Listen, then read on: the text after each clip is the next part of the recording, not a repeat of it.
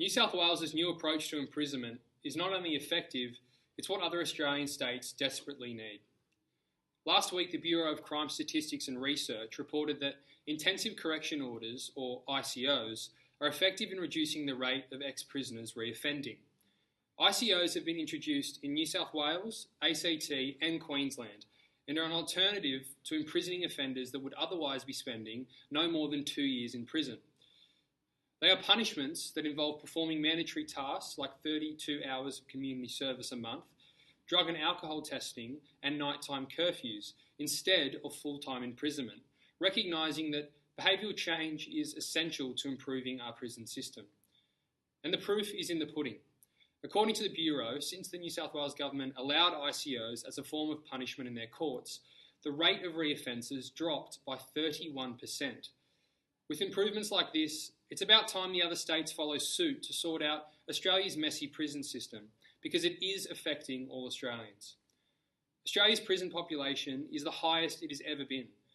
We have some of the highest prison rates per capita in the world, with the Northern Territory incarcerating around 900 people per 100,000. That's almost 1% of the territory's entire population in prison. Since 1980, the ratio of prisoners in Australia's population has increased by over 300%, and our Indigenous population is suffering.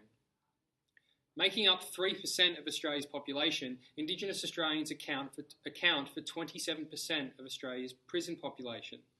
In WA, 7 out of every 100 Indigenous men are in prison at any given time, making them the most imprisoned population in the world. Even a UN official stepped in this year, labelling the number of Indigenous youth behind bars in Australia disturbing. The stats go on, and they're not all about our Indigenous and just about our prisoners. The average cost to keep one person in prison is $110,000 a year, while facilities like Canberra's Human Rights Prison exceed $160,000. Taxpayer funds contribute over $3.8 billion a year, an unnecessary price tag for something that actually has a positive alternative. Then there are the non-monetary costs, the widely researched and proven limitations of prison. Dr. Lorana Bartels of the Australian National University says these involve the loss of personal autonomy and privacy, the risk of violence, institutionalisation, exposure to more serious criminals, and the adverse effects incarceration has on respective children and families. The reality is that statistically, the strongest indication of someone who could end up in prison is if they've been in prison in the first place.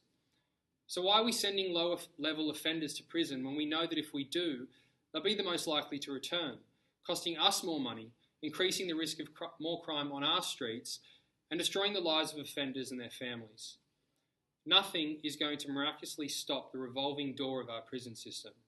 And the more and more these prison rates worsen, the worse it will get. Of course, there are people that have committed terrible acts, and keeping our streets safe is essential.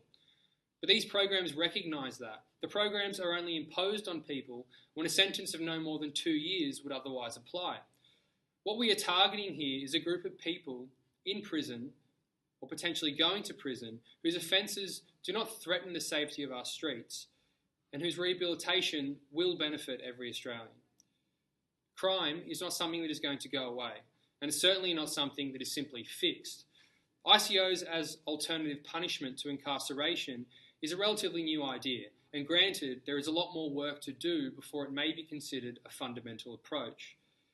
But it has been proven to be successful, at least in New South Wales, and most certainly it's better than throwing preventable offenders into a cycle of crime. That does nothing for offenders, and it certainly does nothing for the rest of us. It's time for all Australian states and territories to allow for ICOs in their courts.